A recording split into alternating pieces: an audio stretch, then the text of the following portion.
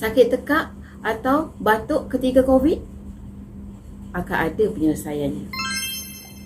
Okey, hari ini Kak Pisa nak bagi tahu tentang produk performance drink lemon lime dan Vivix. Okey, pertama adalah performance drink. Performance drink ni bagus untuk orang yang sakit tekak ataupun badan yang terhydrate. Kalau kita kena COVID, badan tu akan lesu sangat. Jadi minum performance drink ni sangat bagus untuk orang yang sakit COVID.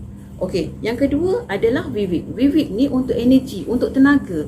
So bila kita minum, kita akan ada rasa tenaga dan akan ada rasa macam badan tu tak lesu, tak lemau. So dua produk ni memang sangat bagus untuk pesakit COVID yang ada masalah sakit tekak, batuk. Bila batuk tu, akak faham, batuk yang jenis tak boleh berhenti. Nak bercakap pun tak boleh. So ini antara produk yang Vivix ni kita boleh gunakan dengan dua cara. Sama ada kita nak minum macam tu ataupun kita bancuh dengan performance drink ni. Kenapa akak pilih lemon lime?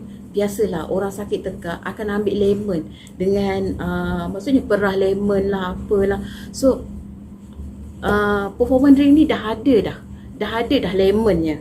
So senang, mudah aja nak ambil. So yang ini untuk sakit tekak dan batuk adalah sebab dia adalah liquid, sejenis liquid kan. So bila kita makan tu, dia akan terasa dekat tekak kita ni. Mungkin dia akan rasa macam pedih sikit, tapi sebab mungkin pedih tu sebab dah luka, disebabkan kering dekat kita punya tekak ni.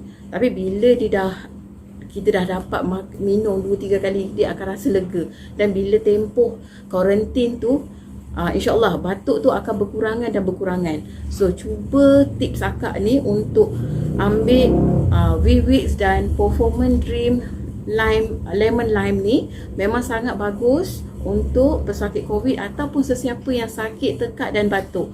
So boleh hubungi akak di talian 017 355 9455. Ini memang tips akak sendiri ambil dan mengalami masalah yang apa yang anda rasa sekarang, dan akak faham boleh kata mencuba untuk dua produk ni. So akak tak nak tunjuk yang produk-produk lain, tapi produk ni memang mujarab sangat untuk masalah sakit tekak dan batuk ketika COVID. Okey, jumpa akak di lain episod.